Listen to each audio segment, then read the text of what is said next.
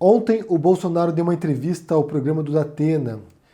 E uma das perguntas feitas pelo apresentador, pelo Datena, foi a seguinte para o Bolsonaro: se ele pensa em dar um golpe, ou se isso jamais vai acontecer.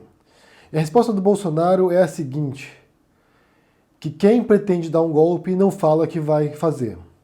É uma pergunta muito simples, né? O senhor seria capaz de dar um golpe e fechar o Brasil, ou o senhor jamais faria isso? Eu nunca vi ninguém perguntar isso para o senhor de forma direta. Quem quer dar o golpe jamais vai falar que não vai dar, tá certo? Tá certo? É o que acontece. Para ser bem sincero, essa não resposta do Bolsonaro, esse desvio do Bolsonaro é muito mais esclarecedor do que uma resposta sim ou não. Porque aqui ele dá a entender que, de fato, passa pela mente dele a possibilidade de uma ruptura democrática. Porque se ele não pensasse nisso, se ele não cogitasse isso, a única resposta possível seria: jamais, não darei um golpe porque eu sou um presidente eleito democraticamente, eu respeito as instituições, respeito a república, jamais daria um golpe de Estado. E quando eu falei em 99 que faria isso, eu estava inflamado, estava enfurecido, mas não reflete aquilo que eu penso hoje, não faria isso. Essa seria a única resposta digna do cargo dele, digna da democracia brasileira, a única resposta que ele poderia ter dado que encerrasse completamente o assunto. Mas ao falar que quem pretende dar um golpe não fala sobre isso, não vai dizer sim ou não, ele deixa sim a margem para aquilo que a gente sempre suspeitou, que ele quer ser um ditador, que são as intenções dele. Porém, além disso, além dessa intenção dele, esse desejo dele de ser um governante autocrático, que não precisa respeitar outras instituições, que não precisa respeitar mais ninguém, temos que pensar na viabilidade disso. Se isso é possível, se ele tem poder para isso. Desde que ele assumiu, esse temor pairava no ar. Embora o Exército nunca sinalizasse um alinhamento automático ao Bolsonaro. Você tem um monte de ministros militares agora, mas isso não quer dizer que reflita completamente a visão das Forças Armadas no Brasil. Não quer dizer. Então sempre pairou essa dúvida que, no caso de uma radicalização, uma ruptura democrática, se o Exército daria o suporte ao Bolsonaro. Essa é uma pergunta para a qual a gente não tem a resposta, não tinha resposta até o passado. Porém, com essa crise agora do vírus, o que aconteceu foi uma radicalização ainda maior do discurso bolsonarista, um discurso criminoso, na verdade, um discurso que pode levar à morte dos brasileiros. E logo depois do pronunciamento do Bolsonaro, no dia seguinte, a gente teve uma fala de um general, que foi o general Edson Leal Pujol, dizendo o seguinte, ouçam aqui: nossas responsabilidades para com a nação, particularmente nesse momento de crise, é de que a nossa tropa deve manter a capacidade operacional para enfrentar esse desafio e poder fazer a diferença. Talvez seja a missão mais importante da nossa geração. Assim, estamos implementando medidas para salvaguardar a saúde e a rigidez de todos nós, soldados. Da mesma forma, os estabelecimentos de ensino adotaram cuidados especiais com o intuito de proteger seus instrutores e alunos. É importante lembrar que, neste momento, os integrantes do sistema de saúde são os nossos combatentes da linha de frente. Diuturnamente, esses profissionais estão dando exemplos de coragem e comprometimento na luta contra os efeitos indesejáveis dessa doença. Toda a família Verde-Oliva deve seguir as orientações oficiais dos órgãos governamentais e do sistema de saúde do Exército. Nossa reserva proativa, nossos pensionistas e familiares fazem parte dessa mobilização. Estamos e estaremos sempre juntos, apoiando nossos guerreiros. Contamos com a ajuda de todos, porque o momento exige união, organização e especial cuidado com a própria saúde e a dos que nos cercam, para que possamos superar mais esse desafio que a história do nosso país nos apresenta. O braço forte atuará se for necessário, e a mão amiga estará mais estendida do que nunca aos nossos irmãos brasileiros. A todos, a certeza de que, parafraseando a nossa canção, se a nossa pátria amada está sendo ameaçada, lutaremos sem temor. Então entendam o cenário. Por um lado, você tem o Bolsonaro dizendo que essa doença não é nada grave, é um resfriadinho, uma gripezinha, E no dia seguinte, como resposta a isso, um general, atualmente o comandante do Exército Brasileiro, vem e diz o oposto. Diz que não dá para minimizar os riscos disso, que esse é o maior desafio da República Brasileira, que eles estarão para proteger a nação. Então, isso sinaliza, pelo menos, que o comando do Exército não está alinhado ao Bolsonaro, que compreende os riscos do vírus, da pandemia, que sabe que é importante defender a pátria nesse momento e que não vai defender o Bolsonaro, mas sim o Estado brasileiro. Isso manda um sinal positivo, na verdade. Eu acho que, de certo modo, reconforta um pouco quem pensaria que as Forças Armadas estariam seguindo o Bolsonaro até o inferno. E essa semana, a gente teve um artigo publicado na Valor Econômico. É um artigo escrito por Maria Cristina Fernandes e o título é A Carta da Renúncia. A costura de uma renúncia como saída passa pela anistia aos filhos. A Maria Cristina apresenta um cenário aqui de um possível diálogo nos bastidores. Aqui são intrigas palacianas, a gente tem que pensar nisso, né? São intrigas palacianas, são fofocas de bastidores, que pode estar havendo agora um pacto, uma costura de uma renúncia do Bolsonaro. Então, assim, líderes, tanto de oposição quanto ex-aliados, quanto o exército, quanto diferentes agentes políticos estariam dialogando agora pensando na remoção do Bolsonaro. Porque nessa altura todos perceberam que ele é uma abominação, que ele é um imbecil completo e que vai levar o país para o pior cenário possível de catástrofe sanitária e econômica também. Então, segundo a Maria Cristina, há uma mobilização nos bastidores para isso. E mais do que isso também, teve o jurista Miguel Reale Júnior dizendo que o Bolsonaro poderia sim ser removido, porque o pronunciamento dele da terça-feira pode configurar 2 crimes no Código Penal brasileiro. Ele indica quais são os artigos aqui. Ele diz que é o artigo 267, que diz o seguinte: causar pandemia mediante a propagação de germes patogênicos, que se o Bolsonaro estava infectado com o vírus e foi para a multidão no domingo e passou para as pessoas, isso poderia configurar esse crime aqui, o artigo 267, ou o artigo 268, que é infringir determinação do poder público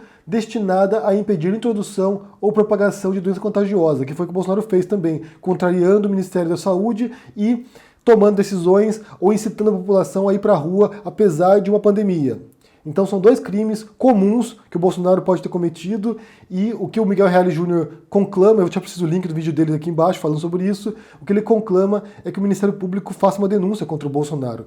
E aqui o processo é esse: o Ministério Público faz uma denúncia, se por acaso a Câmara acatar a denúncia, o Bolsonaro é imediatamente afastado das suas atribuições como presidente, e daí o vice assume, e daí tem um processo ali que dura acho que 144 dias, se não me engano, que depois vai para o Supremo. Então, se houver essa denúncia aqui do Ministério Público Federal em relação a esses 2 artigos do Código Penal, que é o 267 e o 268, o Bolsonaro seria afastado agora, já, imediatamente, caso a denúncia fosse acolhida pela Câmara dos Deputados. É muito mais rápido do que o impeachment, que pode levar semanas. Também depende do Maia aceitar o pedido, coisa que ele já meio que descartou. Então, mais do que uma renúncia, o ideal mesmo seria enquadrar o Bolsonaro em crimes comuns, que foi o que ele fez.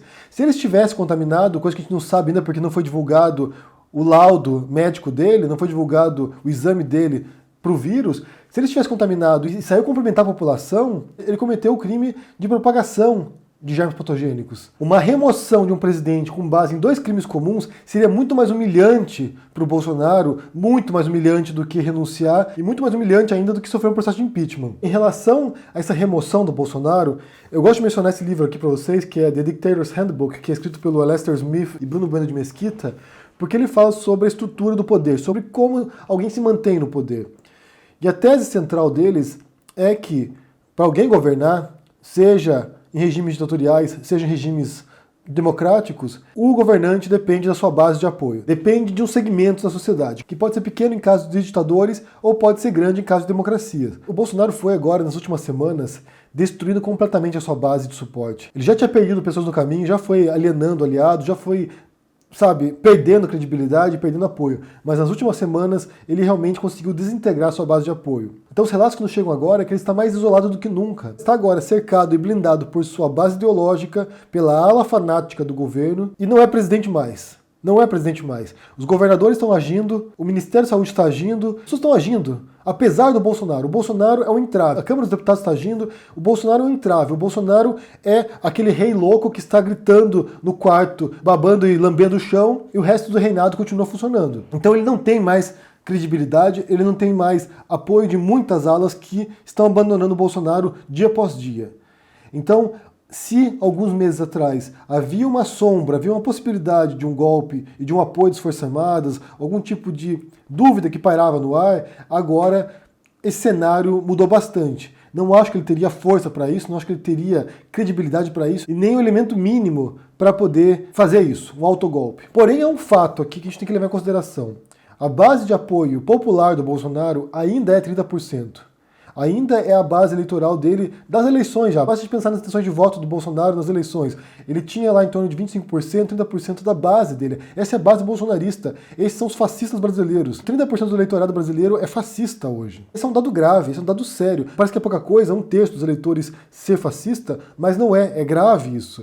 Se a gente pensar, por exemplo, na Alemanha nazista, o partido nazista chegou ao poder na Alemanha com um terço dos votos. O Hitler foi eleito chanceler, que houve um impasse ali de formação de base de coligações no parlamento alemão, e ele foi alçado como chanceler. Mas o nazismo não tinha maioria do apoio. Ele tinha 30% de apoio, que é o apoio do Bolsonaro. Então, é uma base grande. Pensar que 30% dos brasileiros são fascistas hoje é uma base grande e que não vai sumir tão cedo. Se o Bolsonaro cair, por exemplo, se ele renunciar, ou se ele for deposto, ou se ele for impeachmentado, essa base de 30% vai continuar existindo. E vai continuar apoiando ou o Bolsonaro ou essas ideias fascistas no Brasil. Essas ideias reacionárias, essas ideias excludentes, essas ideias intolerantes. A eleição do Bolsonaro, essas figuras que surgiram na esteira disso também, abriram uma fissura na sociedade brasileira que não vai fechar tão cedo.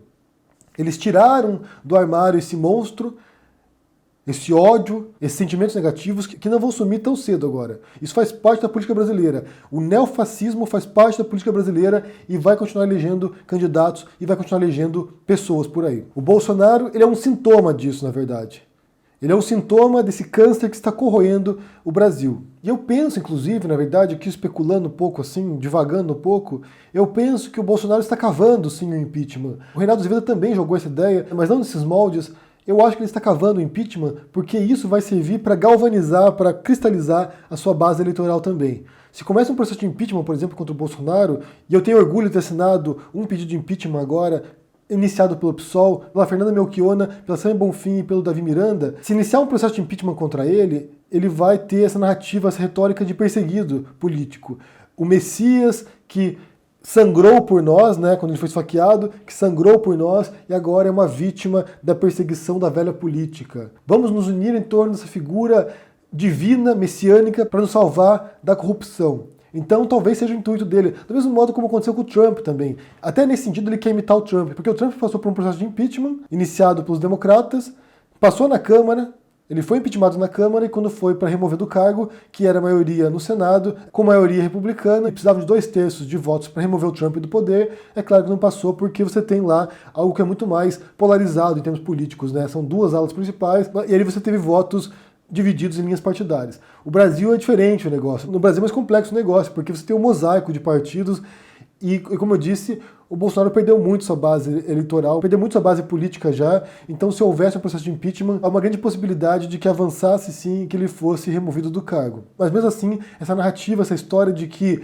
removeram o Messias porque eles querem manter a corrupção funcionando, continuaria na mente dos brasileiros. Continuaria gravada na mente desses 30% neofascistas. Então, para resumir esse vídeo aqui, nesse momento, eu acho que o Bolsonaro tem pouco suporte para dar um golpe, ele perdeu muito apoio. 2, o melhor caminho seria denunciá-lo por crime comum, como propõe Miguel Reale Júnior, que é um jurista reconhecido no Brasil, por crime comum, nos 2 artigos aqui, o 267 e 268, esse seria o modo mais rápido para removê-lo do cargo e o mais vergonhoso também. Remover um presidente porque é um criminoso. Bandido bom é bandido morto, não é que eles dizem? Bandido bom é bandido preso, bandido bom é bandido deposto da presidência. Então remover o presidente por um crime, criminoso. Porque não há tempo para o impeachment, não há ânimo político para isso, porque é um momento complicado agora, crise sanitária, com pandemia, não há tempo para isso. E o Bolsonaro não vai renunciar, eu acho. Teria que haver uma pressão muito grande, teria que haver realmente algum tipo de ameaça, eu acho, para ele sair ali. Eu acho que ele não vai renunciar. O único caminho aqui, mais rápido, é de denunciar o presidente por crimes comuns, e que ele seja deposto, que ele seja removido do cargo como criminoso que ele é. Criminoso. Eu quero saber o que vocês pensam sobre esse caso aqui, se vocês acompanham essa notícia. Vou deixar para vocês aqui o link da reportagem do Valor Econômico, de uma reportagem na CBN falando sobre esse caso também, do vídeo do Miguel Reale Jr. Confiram e me digam o que vocês pensam aqui. E hoje, aqui a nossa intenção, nesse sábado, causar barulho na internet, vai levantar no Twitter a hashtag Vamos Parar o Brasil, porque é importante que vocês fiquem em casa, gente. Não é brincadeira isso. Aqui na Europa o negócio está calamitoso, calamitoso mesmo. Aqui na Espanha agora estamos com casos recordes de contagiados e de mortes. Na Itália também. Estados Unidos passou de 100 mil casos agora. O negócio não é brincadeira, gente. Não, é sério mesmo, é sério mesmo. Fiquem em casa, porque o negócio é complicado e gravíssimo. E o Brasil está minimizando o impacto disso. Quando chegar com força aí no Brasil, sinceramente, tenho até medo de pensar o que vai acontecer. Então levem a sério, vamos parar o Brasil, vamos ficar em casa, esperar passar o pior do surto e depois começa a gradualmente voltar ao normal. Me diga o que vocês pensam, deixa um comentário aqui embaixo, deixa o joinha, assine o canal, ajude no apoio e a gente se vê por aí. Abraço e até mais. Tchau!